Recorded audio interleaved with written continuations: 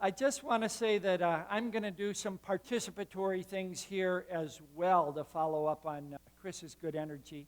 And I need your help because I'm going to be talking not just about some aspects of food sovereignty, but food democracy. And that means you can't just be passive listeners, you have to participate. And particularly what I call participatory co-design of healthy, resilient, and just food systems. That we have to ask ourselves every day who's at the table, who's not at the table that we need to invite to the table and listen to.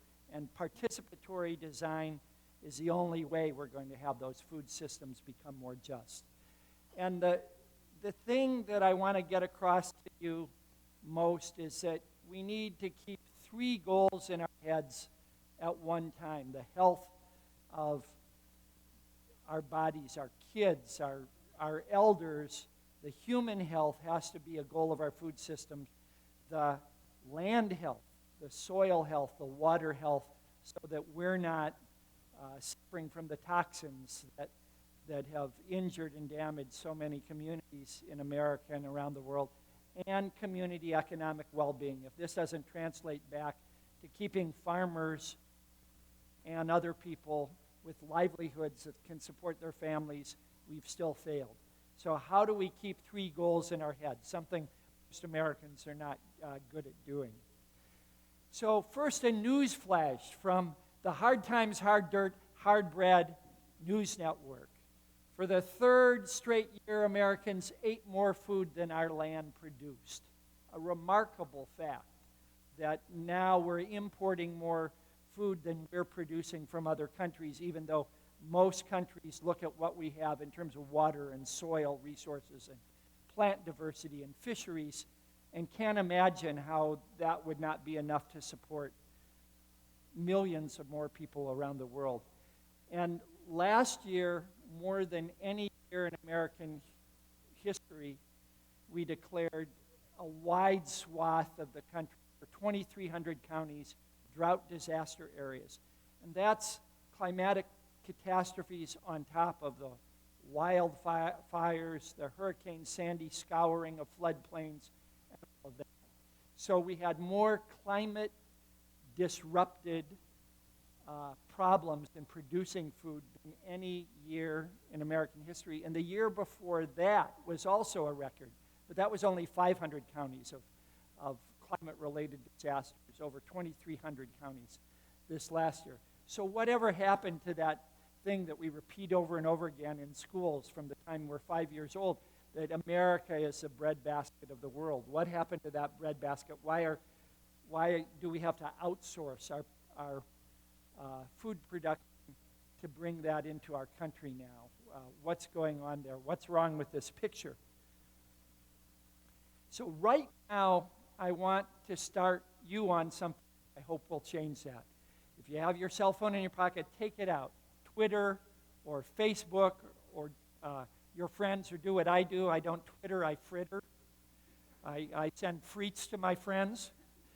And put your name into that sentence. I don't like John Doe, so I use Wanna Doe. I am whoever your name is, and in addition to whatever else I am and whatever else I do, I am now participating in my community as a co-designer of healthy, just, and resilient food systems. Add that to your resume. Every one of you, a co-designer of food systems that work for instead of against people. Here's why we need to affirm that out loud. That we're not passive victims of a system that is toxic and killing us and killing the land. That we are active participants and we're bringing other people who've been left out of that discussion into that discussion. There has never been an intentionally and democratically co-designed food system that had the explicit goals of land and water health, human health, and community economic health as its marching orders, as its organizing principles. We've pieced together a food system ad hoc by regulatory pressures and by market pressures that is now not working for most of us, and that's why we get office schlock, lame crap, and slop for a food system, and then instead of one that honors our resource base here and honors and provides dignity to the people that are involved in it.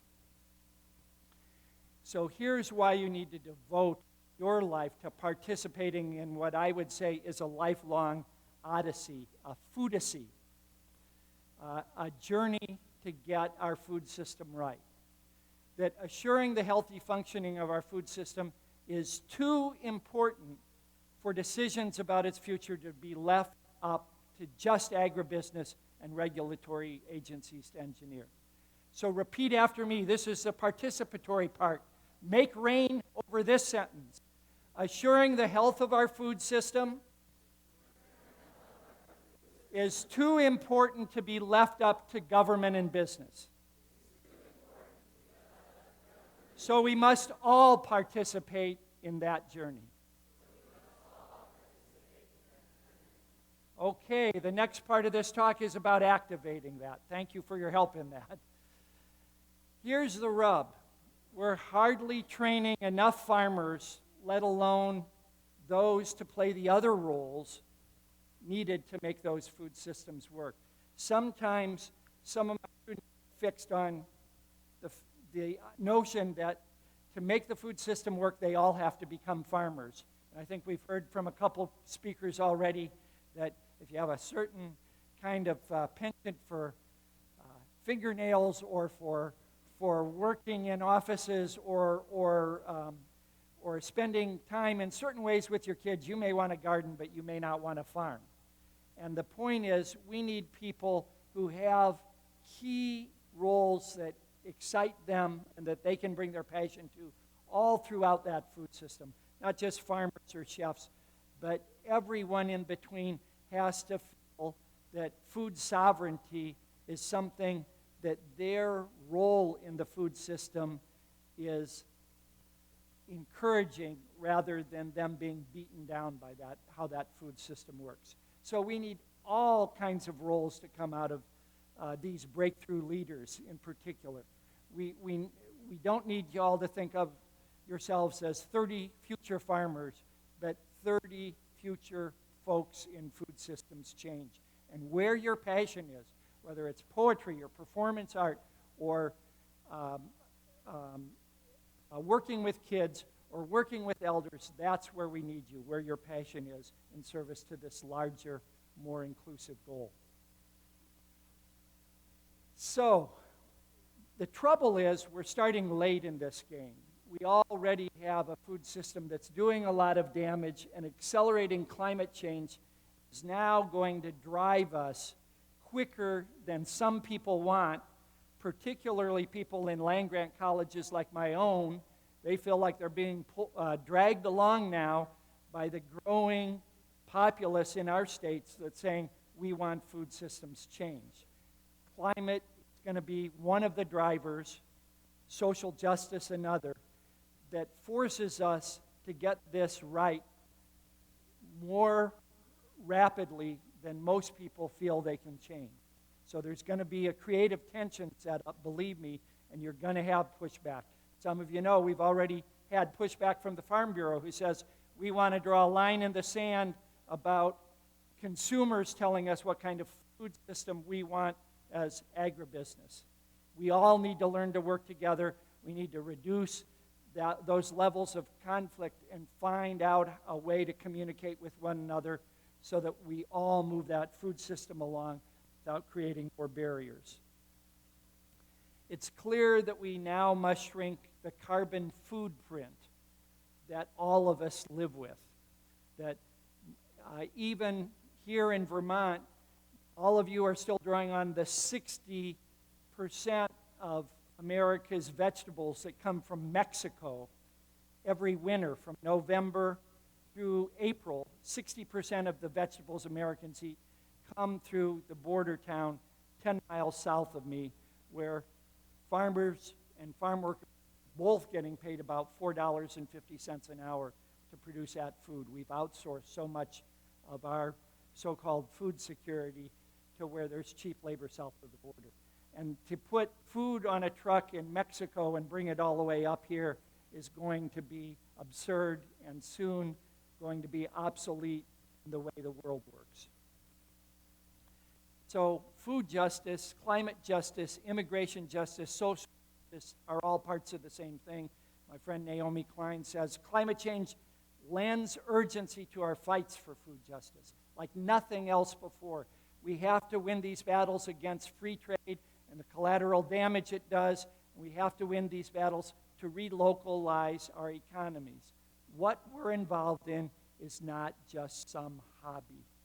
This is not an avocation.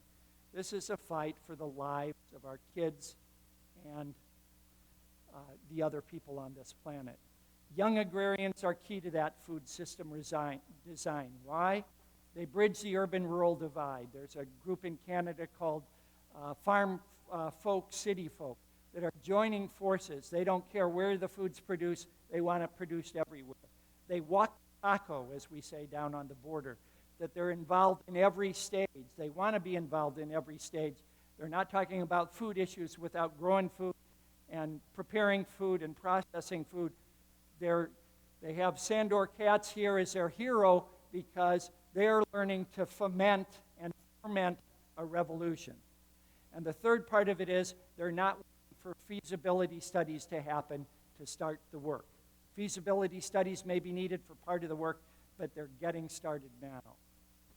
And so we need to think of ourselves as involved in a participatory design process and not just train ourselves in what the food world is about, but how to do participatory design. And Britta Riley with the Window Farms Project is one of the examples of this. I think out of Rhode Island School of Design, over 1,200 people helping her to design parts of urban aquaponic systems for high-rise buildings growing herbs and vegetables, and hundreds of thousands of people are now using those systems that are co-designed by people through social media networks using recycled materials. There are over 20 countries already, and it's still spreading and still innovating. We need to think of ourselves as all of us being involved in that. I have a sheet out there of what I mean by moving along those three goals at once. It's on the table out there. I won't go into this little diagram, but it's also in this new book from Chelsea Green, Growing Food in a Hotter, Drier Land, of how we help land health, human health, and community economic health through parallel processes. Finally, we need to tell our stories. We need all of the storytellers in this room to help us move this along to inspire everyone.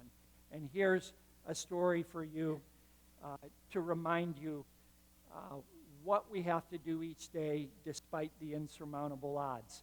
We sow these words like seeds to the wind, hoping they will find the earth they need to endure the drought and bear the fruit for us to eat in a future more unfathomable than ever.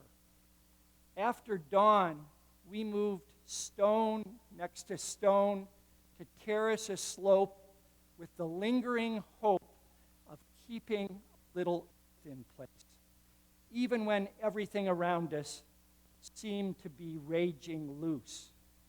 Such measly gestures, done with rough hands, burning minds, pumped up hearts, cannot forestall any flood nor any drought.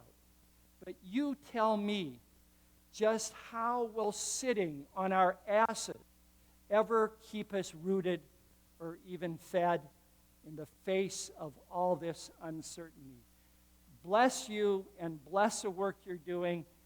Listen to the people who aren't involved in this very important odyssey. Bring them into the crowd. Activate your communities and move this forward. Thank you very much.